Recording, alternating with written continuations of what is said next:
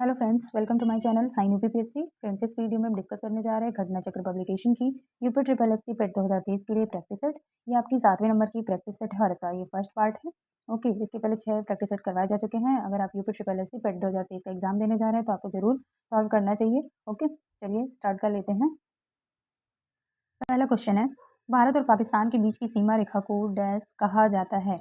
Option है McMahon रेखा, मैगीनॉट रेखा, Radcliffe रेखा या सर क्रीक। ओके, तुम्हारा आंसर हो जाएगा option C is correct, Radcliffe रेखा। ओके, की डिटेलिंग है, भारत और पाकिस्तान के बीच की सीमा रेखा को रेडक्लिफ रेखा के नाम से जाना जाता है, जबकि भारत और चीन की उत्तर पूर्वी सीमा का सीमांकन मैकमोहन रेखा द्वारा तथा फ्रांस एवं जर्मनी के बीच की सीमा रेखा को मैगीनॉट रेखा कहा जाता है। ओके, और बात करें अगर सर क्रीक की, तो सर क्रीक जो है यह भारत और पाकिस्तान के बीच एक दलदली विवादित क्षेत्र है जो कि कच्छ के रण में स्थित है। ओके, नेक्स्ट क्वेश्चन है, राष्ट्रीय राजधानी क्षेत्र दिल्ली निम्न में से किस राज्य के साथ अपनी सीमा साझा करती है। ऑप्शन है हरियाणा, पंजाब, राजस्थान एंड हिमाचल प्रदेश। तो ओके, हमारा आंसर हो जाएगा option A is correct, Haryana. Okay, बात करें राष्ट्रीय राजधानी क्षेत्र जो दिल्ली है, ये हरियाणा और उत्तर प्रदेश राज्य के साथ अपनी सीमा साझा करता है। ओके, नेक्स्ट क्वेश्चन है, मशहूर भारतीय मठों के संदर्भ में निम्नलिखित में से कौन सा युग्म सही नहीं है। ऑप्शन इसमें दिया हुआ है घूम, जम्मू कश्मीर, की, हिमाचल प्रदेश, रूमटेक, सिक्किम एंड तवांग, अरुणाचल प्रदेश। ओके, तो हमारा आंसर क्या से हो जाएगा, ऑप्शन ए इज करेक्ट, घूम, जम्मू कश्मीर। ओके, ये हमारा गलत है जो कि सही नहीं है। ओके, तो आपको बता दें घूम जो है ये आपका कहाँ पड़ता है, घूम जो है आपका ये पश्चिम बंगाल में है। ठीक है, वेस्ट बंगाल में है घूम। ओके, याद रखिएगा। ओके, दार्जिलिंग में पड़ता है आपका, ये पश्चिम बंगाल के दार्जिलिंग में घूम मठ है। ओके, और बात करें अगर की मठ की, तो ये सुमेलित है, की मठ जो है हिमाचल प्रदेश में है, रूमटेक मठ सिक्किम में है, तवांग मठ अरुणाचल प्रदेश में। एक बार रिपीट कर लेते हैं सभी को, तवांग मठ अरुणाचल प्रदेश में है, रूमटेक मठ सिक्किम में है, की मठ हिमाचल प्रदेश में है एंड घूम मठ जो है ये पश्चिम बंगाल के दार्जिलिंग में है। ओके, नेक्स्ट क्वेश्चन है, भारतीय वन्यजीव संरक्षण अधिनियम को वर्ष डैश में लागू किया गया था। ओके, ऑप्शन है 1972, 1978, 1970 एंड 1975। ओके, तो हमारा आंसर क्या हो जाएगा, ऑप्शन ए इज करेक्ट, 1972। इसकी डिटेलिंग है, वन्यजीव संरक्षण अधिनियम को वर्ष 1972 में लागू किया गया था।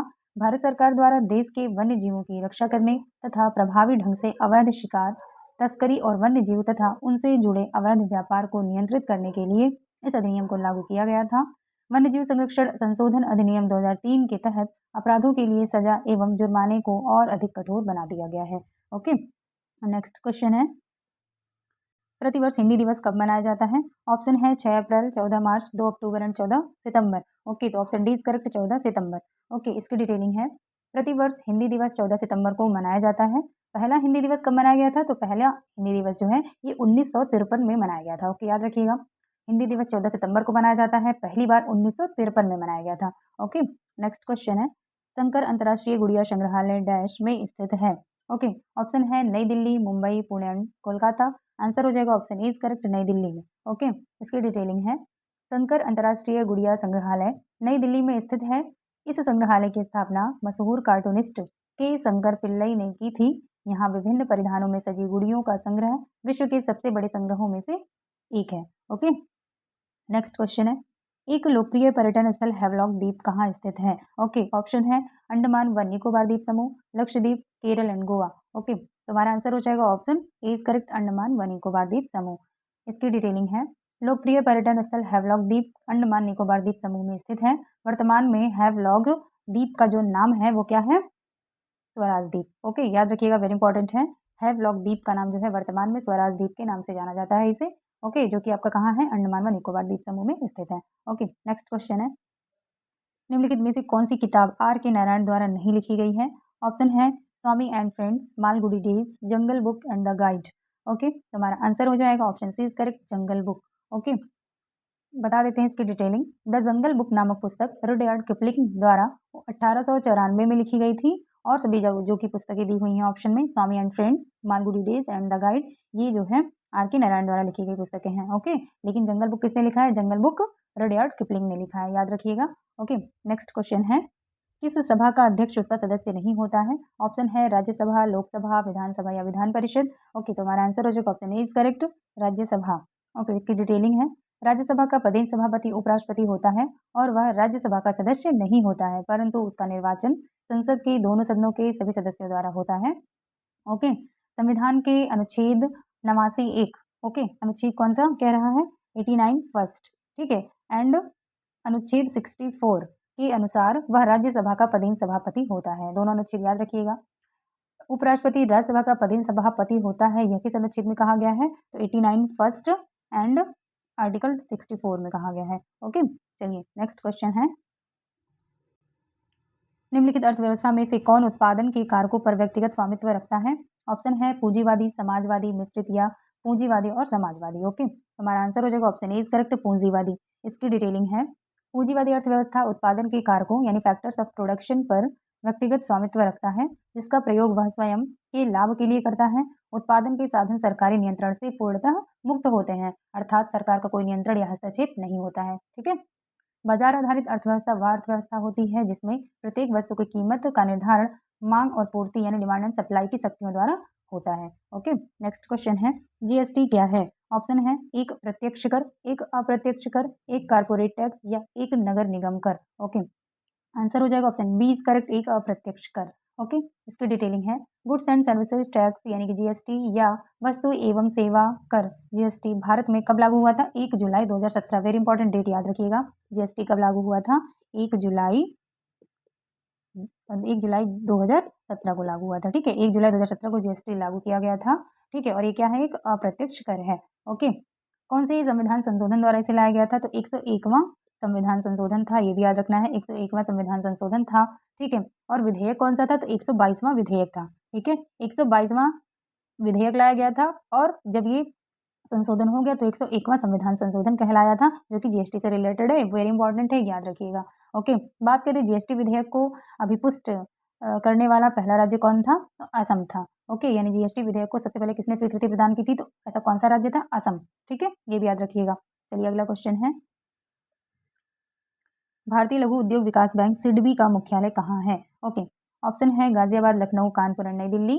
तो आंसर क्या हो जाएगा हमारा? Answer B is correct, Lucknow. इसकी डिटेलिंग है, भारतीय लघु उद्योग विकास बैंक या सिडबी, सिडबी का फुल फॉर्म क्या होता है? Small industries development bank of India. Okay, SIDBI का फुल फॉर्म है small industries development bank of India. Okay, तो भारतीय लघु उद्योग विकास बैंक या सिडबी भारत की एक प्रमुख विकास वित्तीय संस्था है।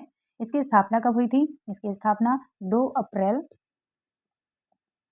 1990 को हुई थी। याद रखिएगा, सिडबी की स्थापना 2 अप्रैल 1990 को हुई थी। इसका मुख्यालय लखनऊ में है। ओके, बात करें सिडबी का उद्देश्य क्या था? तो सिडबी का उद्देश्य क्या है? इसका उद्देश्य है पुनर्वित्त सुविधाएं और लघु उद्योगों को अल्पकालिक ऋण प्रदान करना। यह सूक्ष्म, लघु और मध्यम उद्यम एमएसएमई क्षेत्र की शीर्ष वित्तीय संस्था के रूप में भी कार्य करता है। ओके, नेक्स्ट क्वेश्चन है, हजीरा उर्वरक कारखाना किस पर आधारित है?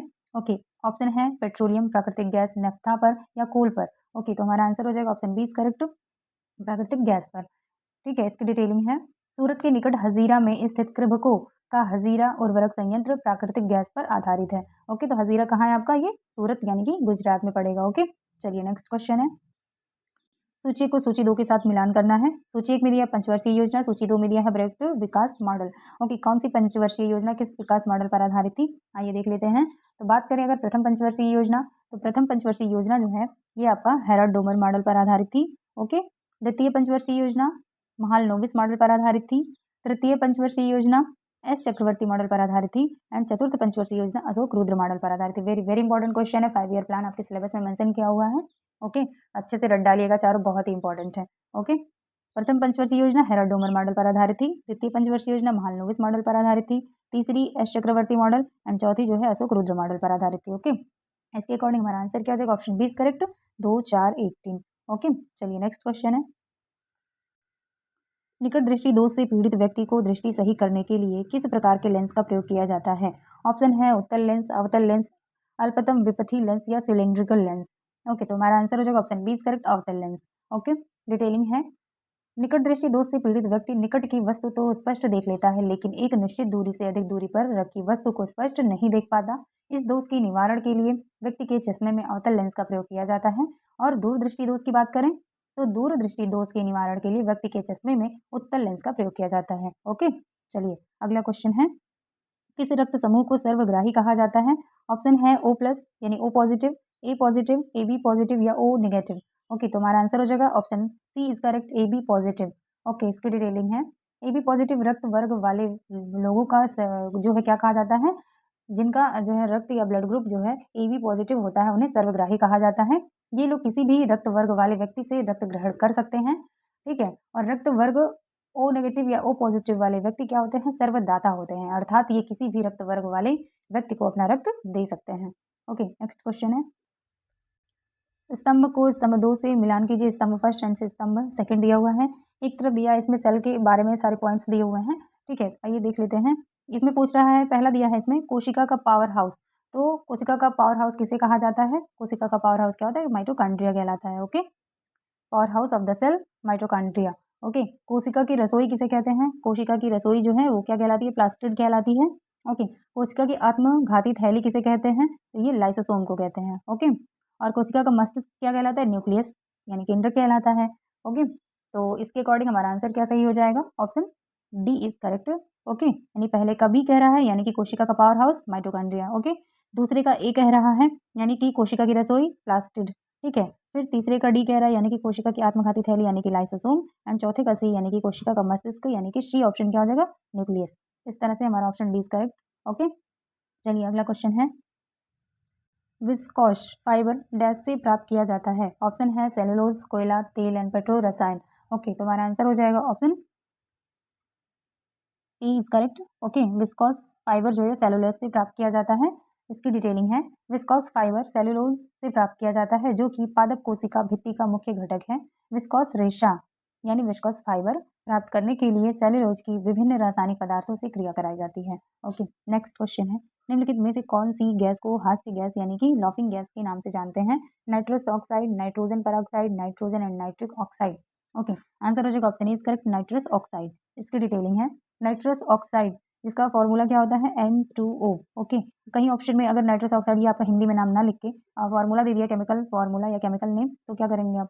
ओके, तो ये भी याद रखिएगा, नाइट्रस ऑक्साइड को कैसे लिखा जाता है? N2O। N2O यानी नाइट्रस ऑक्साइड। ओके, तो नाइट्रस ऑक्साइड यानी कि N2O को हास्य गैस यानी लाफिंग गैस भी कहते हैं। इसे अधिक मात्रा में सूंघने से निश्चेतना अवस्था आ जाती है यानी कि बेहोशी की अवस्था। ओके, इस कारण से यह गैस अनेस्थेटिक के रूप में भी प्रयुक्त की जाती है। दंत चिकित्सक नाइट्रस ऑक्साइड गैस का उपयोग दर्द रहित चिकित्सा के लिए करते हैं।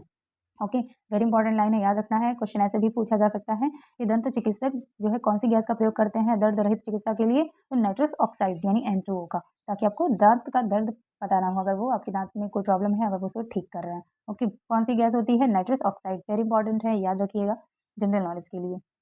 ओके, अगला है, निम्नलिखित में से कौन सा अनुच्छेद 301 के तहत एक अधिकार है? ऑप्शन है शिक्षा का अधिकार, जीवन का अधिकार, संपत्ति का अधिकार या स्वतंत्रता का अधिकार। Okay, option C is correct, संपत्ति का अधिकार। इसकी डिटेलिंग है, भारतीय संविधान का अनुच्छेद 300A संपत्ति के अधिकार से संबंधित है। 44वां संविधान संशोधन 1978 द्वारा संपत्ति के अधिकार को मौलिक अधिकारों की सूची से हटा दिया गया था। संशोधन के बाद इसे संविधान के भाग 12 में अनुच्छेद 301 के तहत कानूनी अधिकार बना दिया गया है। ओके, चलिए अगला क्वेश्चन है, निम्नलिखित में से भारतीय संविधान के कौन से अनुच्छेद में प्रत्येक स्मारक या स्थान या कलात्मक या ऐतिहासिक वस्तु की रक्षा करने के लिए राज्य को दायित्व प्रदान किया गया है? ऑप्शन है अनुच्छेद 49, अनुच्छेद 149, अनुच्छेद 351 एंड अनुच्छेद 355। ओके, आंसर क्या हो जाएगा? ऑप्शन ए इज करेक्ट, अनुच्छेद 49। इसकी डिटेलिंग है, भारतीय संविधान के अनुच्छेद 49 में प्रत्येक स्मारक या स्थान या कलात्मक या ऐतिहासिक वस्तु की रक्षा करने के लिए राज्य को दायित्व प्रदान किया गया है। बात करें अगर अनुच्छेद 149 की, अनुच्छेद 149 क्या कहता है? अनुच्छेद 149 नियंत्रक महालेखा परीक्षक के कर्तव्य और शक्तियों तथा अनुच्छेद 51 की बात करें तो अनुच्छेद 51 जो है ये हिंदी भाषा के विकास के लिए निर्देश, और अनुच्छेद 355 बाह्य आक्रमण और आंतरिक अशांति से राज्य की संरक्षा करने का कर्तव्य संघ को सौंपा गया है इन अनुच्छेदों के तहत। ओके, चलिए अगला क्वेश्चन है, भारतीय संविधान के अनुसार आपात स्थिति घोषित करने का अधिकार किसको है? ऑप्शन है प्रधानमंत्री को, राष्ट्रपति को, न्यायमूर्ति को एंड संसद को। ओके, तुम्हारा आंसर हो जाएगा ऑप्शन बी इज करेक्ट, राष्ट्रपति को। ओके, इसकी डिटेलिंग है, भारतीय संविधान के अनुच्छेद 352 फर्स्ट के तहत यदि राष्ट्रपति को यह प्रतीत होता है कि युद्ध, बाह्य आक्रमण या सशस्त्र विद्रोह की स्थिति विद्यमान है तो वह आपात स्थिति की घोषणा कर सकता है। किन किन परिस्थितियों में? युद्ध, बाह्य आक्रमण और सशस्त्र विद्रोह। ओके, भारतीय संविधान के अनुच्छेद 352 में राष्ट्रीय आपात, अनुच्छेद 356 में राज्य में आपातकाल यानी राष्ट्रपति शासन, और अनुच्छेद 360 में आर्थिक आपात यानी वित्तीय आपातकाल की बात कही गई है। ओके, चलिए अगला क्वेश्चन है, किस आयोग ने स्थायी अंतरराज्यीय परिषद, जो अंतर सरकारी परिषद के नाम से भी जानी जाती है, की स्थापना का समर्थन किया? ऑप्शन है पुंछी आयोग, सरकारिया आयोग, राधाकृष्णन आयोग या मोइली आयोग। क्वेश्चन को रिपीट करते हैं। किस आयोग ने अस्थायी अंतरराज्यीय परिषद, जो अंतर सरकारी परिषद के नाम से जानी जाती है, की स्थापना का समर्थन किया था? ऑप्शन दिया है पुंछी आयोग, सरकारिया आयोग, राधाकृष्णन आयोग या मोइली आयोग। ओके, हमारा आंसर हो जाएगा ऑप्शन बी करेक्ट, सरकारिया आयोग। ओके, इसकी डिटेलिंग है। सरकारिया आयोग ने अपनी रिपोर्ट में स्थायी अंतर्राज्यीय परिषद की स्थापना की अनुशंसा की थी। इसी के अनुसरण में मई 1990 में संविधान के अनुच्छेद 263 के तहत राष्ट्रपति के आदेश के माध्यम से प्रधानमंत्री की अध्यक्षता में अंतर्राज्यीय परिषद का गठन किया गया था। ओके, चलिए नेक्स्ट क्वेश्चन है। किस संवैधानिक संशोधन ने भारतीय संविधान में भाग 9 क नगर पालिकाएं जोड़ा था? ओके, ऑप्शन है 74वां संवैधानिक संशोधन अधिनियम, 42वां संवैधानिक संशोधन अधिनियम, 39वां संवैधानिक संशोधन अधिनियम या 10वां संवैधानिक संशोधन अधिनियम। ओके, हमारा आंसर हो जाएगा ऑप्शन ए करेक्ट, 74वां संवैधानिक संशोधन अधिनियम। ओके, इसकी डिटेलिंग है।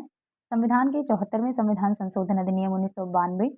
ओके, कौन सा कॉन्स्टिट्यूशन अमेंडमेंट है? 74वां है। कब हुआ था? 1992 में। ठीक है, याद रखिएगा। तो संविधान के 74वें संविधान संशोधन अधिनियम 1992 के माध्यम से संविधान में भाग 9 का भाग 9 का जोड़ा गया था, जो नगर पालिका से संबंधित है। ओके, नेक्स्ट क्वेश्चन है। निम्नलिखित में से किसने 1945 में आजाद हिंद फौज की ओर से लाल किले के मुकदमे में पैरवी कर रहे वकीलों की अध्यक्षता की? ऑप्शन है भूला भाई देसाई, कैलाश नाथ काटजू, सर तेज बहादुर सप्रू या जवाहरलाल नेहरू। ओके, हमारा आंसर हो जाएगा ऑप्शन ए इस करेक्ट, भूला भाई देसाई। इसकी डिटेलिंग है। वर्ष 1945 में लाल किले में आजाद हिंद फौज के सिपाहियों के प्रसिद्ध मुकदमे की पैरवी कैलाश नाथ काटजू, सर तेज बहादुर सप्रू, आसफ अली, जवाहरलाल नेहरू, भूला भाई देसाई आदि कर रहे थे। वकीलों की इस समूह की अध्यक्षता भूला भाई देसाई ने की थी। ओके, तो शामिल तो सभी हैं, लेकिन अध्यक्षता किसने की थी? तो अध्यक्षता जो है भूला भाई देसाई ने की थी, ये इंपॉर्टेंट है। ओके, चलिए अगला है। महात्मा गांधी के राजनीतिक जीवन की निम्नलिखित घटनाओं का कालक्रम क्या है? ऑप्शन है, पहला दिया हुआ है घटना चंपारण, दूसरा दिया है अहमदाबाद मिल हड़ताल, तीसरा दिया है खेड़ा और चौथा दिया है असहयोग आंदोलन। ओके, और फिर हमारा कोड दिया हुआ है 2 4 3 1, 1 2 3 4, 4 3 2 1 और 3 4 2 1। हमारा आंसर क्या हो जाएगा? आंसर हो जाएगा, चलिए मिला लेते हैं, पहले इसको क्रम से लगा लेते हैं। पहला दिया है, ठीक है, बात करें अगर चंपारण की, चंपारण सत्याग्रह कब हुआ था? ये 1917 में हुआ था। ठीक है, फिर अहमदाबाद मिल हड़ताल जो हुआ था, ये फरवरी एंड मार्च, ठीक है, फरवरी मार्च 1918 में हुआ था। ठीक, और फिर बात करें खेड़ा सत्याग्रह की, तो ये आपका मार्च 1918 में हुआ था। ठीक है, और असहयोग की बात करें तो ये आपका 1920 से लेके 22 तक चला था। ठीक है, 1920 से 22 तक चला था। ठीक, ये याद रखना है। ओके, तो चंपारण जो है ये 1917 में हुआ। ठीक है, अहमदाबाद मिल हड़ताल जो है ये फरवरी मार्च 1918 में हुआ। फिर खेड़ा मार्च 1918 में हुआ और असहयोग जो है 1920 से 22 तक चला। ओके, तो इसके अकॉर्डिंग हमारा क्रम से देखिए लगा हुआ है, तो हमारा आंसर क्या हो जाएगा? Option B correct, 1 2 3 4। ओके, पहले चंपारण हुआ, फिर अहमदाबाद मिल हड़ताल हुआ, फिर खेड़ा सत्याग्रह हुआ, फिर असहयोग आंदोलन। ओके, क्रम से याद रखिएगा, चंपारण, अहमदाबाद मिल हड़ताल, खेड़ा एंड असहयोग आंदोलन। ठीक है, एक बार रिपीट कर लेते हैं। चंपारण, अहमदाबाद मिल हड़ताल, खेड़ा एंड असहयोग आंदोलन। ओके, नेक्स्ट क्वेश्चन है। किस नेता ने हमें सीआर सूत्र दिया था, यानी सीआर फॉर्मूला के नाम से जिसे जानते हैं? तो ऑप्शन है CR Das, Tilak, C Rajagopalachari and Mahatma Gandhi. Okay, तो हमारा आंसर क्या हो जाएगा? Option C is correct, C Rajagopalachari. इनके नाम से ही स्पष्ट है, सीआर फॉर्मूला इन्होंने ही दिया था, सी राजगोपालाचारी, इन्हीं के नाम से ही है ये। ओके, इसकी डिटेलिंग है। जुलाई 1944 में सी राजगोपालाचारी यानी चक्रवर्ती राजगोपालाचारी ने गांधी जी की स्वीकृति से कांग्रेस और मुस्लिम लीग के समझौते की एक योजना प्रस्तुत की थी, जिसे सीआर फार्मूला कहा जाता है। ओके, तो सीआर फार्मूला क्या है? ये गांधी जी की स्वीकृति से सी राजगोपालाचारी द्वारा प्रस्तुत की गई कांग्रेस और मुस्लिम लीग के समझौते की एक योजना थी। ओके, नेक्स्ट क्वेश्चन है। प्रथम महायुद्ध के दौरान कहां पर भारत की एक अनंतिम सरकार बनी थी, जिसके प्रेसिडेंट राजा महेंद्र प्रताप थे? ऑप्शन है अफगानिस्तान में, जर्मनी में, सिंगापुर में, तुर्की में। ओके, तो हमारा आंसर हो जाएगा ऑप्शन ऑप्शन जो है क्या सही हो जाएगा इसमें? Option A is correct, Afghanistan में। ओके, चलिए इसकी डिटेलिंग देख लेते हैं। राजा महेंद्र प्रताप ने अपने सहयोगी बरकतुल्लाह के साथ प्रथम महायुद्ध के दौरान वर्ष 1915 में काबुल यानी अफगानिस्तान में भारत की प्रथम अस्थायी सरकार का गठन किया था। इसमें राजा महेंद्र प्रताप स्वयं राष्ट्रपति तथा बरकतुल्लाह प्रधानमंत्री थे। इसे जर्मनी तथा रूस ने मान्यता भी दी थी। ओके, तो एक बार क्वेश्चन रिपीट कर लेते हैं। क्वेश्चन में पूछा था कि प्रथम महायुद्ध के दौरान कहाँ पर भारत की एक अनंतिम सरकार बनी थी, जिसके प्रेसिडेंट यानी प्रधानमंत्री यानी राष्ट्रपति जो है अब कौन थे? राजा महेंद्र प्रताप। तो ये कहाँ पे गठित की गई थी अस्थायी सरकार? प्रथम विश्व युद्ध के दौरान अफगानिस्तान में, ठीक है। तो पूछा है यहाँ पे कि प्रेसिडेंट कौन थे? तो राजा महेंद्र प्रताप थे। ओके, अगर पूछ लिया प्रधानमंत्री कौन थे? ठीक है, तो ये भी याद रख सकते हैं आप। ठीक है, तो प्रधानमंत्री कौन थे? बरकतुल्ला थे। ठीक है, प्रधानमंत्री बरकतुल्ला थे और प्रेसिडेंट यानी कि राष्ट्रपति कौन थे? राजा महेंद्र प्रताप। ओके, और कौन से देशों ने इन्हें मान्यता दी थी? तो जर्मनी और रूस ने भी इन्हें मान्यता दी थी। ओके, नेक्स्ट क्वेश्चन है 1793 में जमींदारी प्रणाली किसके द्वारा शुरू की गई थी? ऑप्शन है Curzon, Cornwallis, Clive and Flint. Okay, तो हमारा आंसर हो जाएगा option B is correct, Cornwallis. इसकी डिटेलिंग है 1793 ईस्वी में लॉर्ड कॉर्नवालिस द्वारा जमींदारी प्रणाली जिसे स्थायी बंदोबस्त के नाम से भी जाना जाता है। ओके, यानी 1793 ईस्वी में लॉर्ड कॉर्नवालिस द्वारा शुरू की गई जमींदारी प्रणाली जिसे स्थायी बंदोबस्त के नाम से जाना जाता है। यह व्यवस्था बंगाल, बिहार, उड़ीसा, कर्नाटक तथा संयुक्त प्रांत वर्तमान उत्तर प्रदेश की बात कर रहा है कि वाराणसी तक के क्षेत्र में लागू थी। इंपॉर्टेंट है, आपसे क्वेश्चन पूछा जा सकता है ऐसे भी कि अपने यूपी में यानी संयुक्त प्रांत में या वाराणसी में कौन सी जो है व्यवस्था लागू थी? तो स्थायी बंदोबस्त, जिसे जमींदारी प्रणाली भी कहते हैं। ओके, तो कौन कौन से क्षेत्रों में लागू थी जमींदारी प्रणाली या स्थायी बंदोबस्त? बंगाल, बिहार, उड़ीसा, कर्नाटक एंड संयुक्त प्रांत यानी वर्तमान उत्तर प्रदेश के वाराणसी तक। ठीक है, इसके अंतर्गत समूचे ब्रिटिश भारत के क्षेत्रफल का लगभग 19% हिस्सा शामिल था। इस व्यवस्था के तहत जमींदारों के एक नए वर्ग को भूस्वामी घोषित कर दिया गया था। ओके, चलिए नेक्स्ट क्वेश्चन है त्रिपिटक डैश की पवित्र पुस्तकें हैं? ऑप्शन है सिख धर्म, जीव धर्म, बौद्ध धर्म या मुस्लिम। ओके, तो क्या हो जाएगा? हमारा आंसर जो हो जाएगा ऑप्शन सी इज करेक्ट, बौद्ध धर्म। त्रिपिटक में क्या है? विनय पिटक, सत्य पिटक एंड अभिधम पिटक। ठीक है, इन्हें ही त्रिपिटक के नाम से जाना जाता है। ओके, बात करें इसकी डिटेलिंग की तो त्रिपिटक बौद्ध धर्म की पवित्र पुस्तकें हैं। बुद्ध की मृत्यु के बाद उनकी शिक्षाओं को संकलित करके 3 भागों में बांटा गया। इन्हीं को ही त्रिपिटक कहा गया है। और इन पिटकों का नाम क्या है? अभी हमने बताया आपको, विनय पिटक। विनय पिटक क्या है? संघ संबंधी नियम और आचार की शिक्षाएं दी गई हैं विनय पिटक में। सुत्त पिटक में क्या है? धार्मिक सिद्धांत हैं। और अभिधम पिटक में है दार्शनिक सिद्धांत। याद रखिएगा, विनय पिटक संघ संबंधी नियम और आचार की शिक्षाओं से संबंधित है। सुत्त पिटक धार्मिक सिद्धांत से संबंधित है। अभिधम्म पिटक दार्शनिक सिद्धांत से संबंधित है। ओके, नेक्स्ट क्वेश्चन है निम्न में से किसने 1877 ईस्वी में अशोक के शिलालेखों का एक सेट प्रकाशित किया था? ऑप्शन है Colin Mackenzie, D C. Sarkar, Alexander Cunningham या एम.एस. वत्स। ओके, हमारा आंसर क्या सही हो जाएगा? Option C is correct, Alexander Cunningham. इसकी डिटेलिंग है 1877 ईस्वी में अलेक्जेंडर कनिंघम ने अशोक के शिलालेखों का एक सेट प्रकाशित किया था।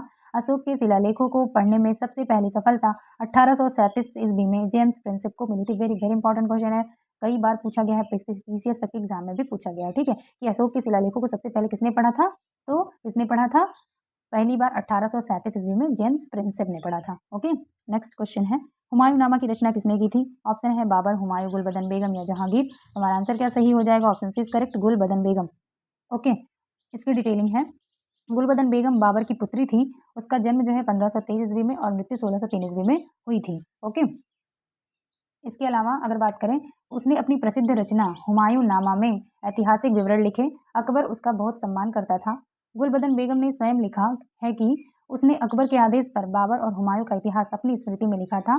गुलबदन बेगम ने अपनी इस रचना में हुमायूं और कामरान के युद्ध का भी वर्णन किया है। ओके, चलिए नेक्स्ट क्वेश्चन है पानीपत के तीसरे युद्ध में निम्न में से किसने मराठों को हराया था? ऑप्शन है अफगानों ने, अंग्रेजों ने, मुगलों ने या रोहिलों ने। ओके, हमारा आंसर हो जाएगा ऑप्शन ए इज करेक्ट, अफगानों ने। ओके, इसकी डिटेलिंग है पानीपत का तीसरा युद्ध 14 जनवरी 1761 में हुआ था। डेट याद रखिएगा, पानीपत का तीसरा युद्ध कब हुआ था?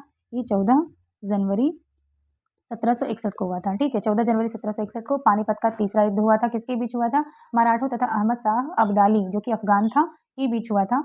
मराठा सेना का नेतृत्व सदाशिवराव भाऊ ने किया था। इस युद्ध में मराठे बुरी तरह पराजित हुए। युद्ध के प्रत्यक्षदर्शी काशीराज पंडित के शब्दों में पानीपत का तृतीय युद्ध मराठों के लिए प्रलयकारी सिद्ध हुआ। ओके, क्वेश्चन रिपीट कर लेते हैं। ये पॉइंट जो है किसने कहा था कि पानीपत का तृतीय युद्ध मराठों के लिए प्रलयकारी सिद्ध हुआ? किसने कहा था? काशीराज पंडित ने कहा था, जो कि युद्ध के प्रत्यक्षदर्शी रहे थे। ओके, नेक्स्ट क्वेश्चन है विश्व की सबसे लंबी रेल लाइन किन शहरों को जोड़ती है? ऑप्शन है न्यूयॉर्क तथा सिएटल, लेनिनग्राड तथा व्लादिवोस्टॉक, तिरुवनंतपुरम तथा गुवाहाटी, पर्थ या तथा सिडनी। ओके, तुम्हारा आंसर क्या हो जाएगा? Option B is correct, Leningrad तथा व्लादिवोस्टॉक। ठीक है, विश्व की सबसे लंबी rail line trans Siberian railway है जो लेनिनग्राड को व्लादिवोस्टॉक से जोड़ती है। ओके, नेक्स्ट क्वेश्चन है राष्ट्रीय उद्यानों और उनके स्थानों के संदर्भ में निम्नलिखित में से कौन सा युग्म सही है? ऑप्शन है गिर राजस्थान, रणथंभौर महाराष्ट्र, केबुल लामजाओ मणिपुर, साइलेंट वैली कर्नाटक। ओके, हमारा आंसर क्या हो जाएगा? Option C is correct, Keibul Lamjao Manipur में। यही युग्म सुमेलित है, बाकी सभी गलत हैं। क्योंकि बात करें अगर गिर राष्ट्रीय उद्यान की, तो गिर जो है ये आपका गुजरात में है, ना कि राजस्थान में। ठीक है, गिर गुजरात में है, रणथंभौर राजस्थान में है। ठीक है, और बात करें साइलेंट वैली जो है आपका ये केरला में है। ओके, चलिए अगला क्वेश्चन है, स्वेज नहर किसको मिलाती है? ऑप्शन है लाल सागर व अरब सागर, लाल सागर व भूमध्य सागर, अरब सागर व भूमध्य सागर या उत्तरी सागर व बाल्टिक सागर। Okay, option B is correct, लाल सागर व भूमध्य सागर। ओके, इसकी डिटेलिंग है, स्वेज नहर मिस्र के सिनाई प्रायद्वीप में बनाई गई विश्व की सबसे बड़ी कृत्रिम नहर है। इसकी लंबाई मूलतः 164 किलोमीटर थी, वर्तमान में इसकी लंबाई 193.3 किलोमीटर हो गई है। यह भूमध्य सागर और लाल सागर को जोड़ती है। इसे 1869 ईस्वी में जहाजों के आवागमन के लिए खोल दिया गया था, जब महात्मा गांधी का जन्म हुआ था 1869 में। ओके, ऐसे याद रख सकते हैं। चलिए अगला क्वेश्चन है, हीराकुंड बांध की किस राज्य में स्थित है? ऑप्शन है राजस्थान, महाराष्ट्र, उड़ीसा एंड कर्नाटक। हमारा आंसर क्या सही होगा? Option C is correct, Odisha. Okay, इसका डिटेलिंग है, हीराकुंड बांध ओडिशा राज्य में स्थित है, जो महानदी नदी पर बनाई गई बहुउद्देशीय परियोजना है। यह संबलपुर से 15 किलोमीटर उत्तर में लगभग 61 किलोमीटर ऊंचा 61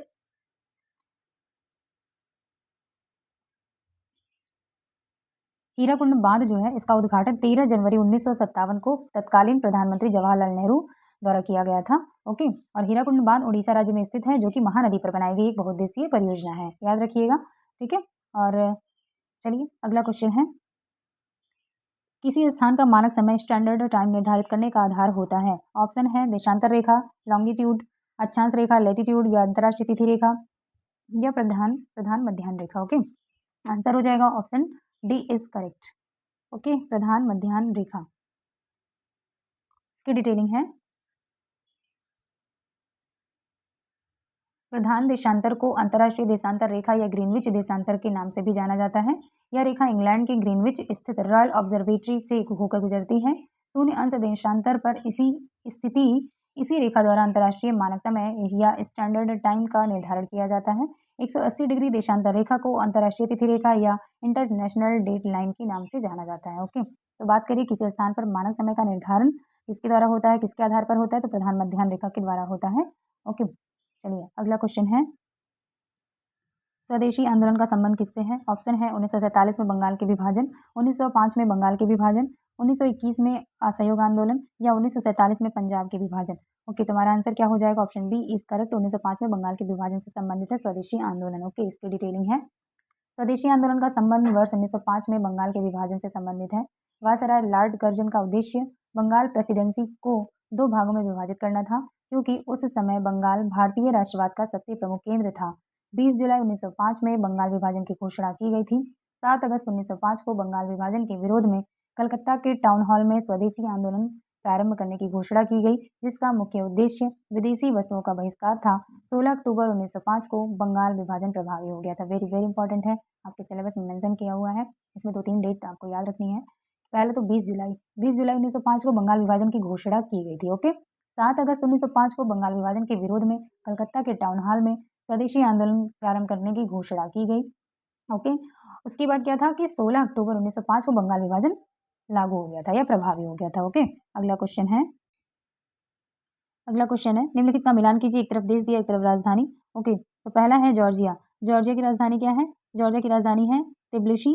ओके, स्विट्जरलैंड की राजधानी है बर्न, घाना की राजधानी अक्रा है और यमन की राजधानी शाना है। ओके, रिपीट कर लेते हैं इसको, जॉर्जिया की राजधानी है तिब्लिसी, स्विट्जरलैंड की राजधानी बर्न, घाना की राजधानी अक्रा एंड यमन की है साना। ओके, इसके अकॉर्डिंग हमारा आंसर हो जाएगा option C is correct, 3 1 2 4। Okay, तो आई होप फ्रेंड्स आपको क्लास अच्छी लगी होगी और आपके लिए बेनिफिशियल भी होगी। मिलते हैं नेक्स्ट वीडियो में। अगर वीडियो अच्छी लगी हो तो please do like and share. Thank you.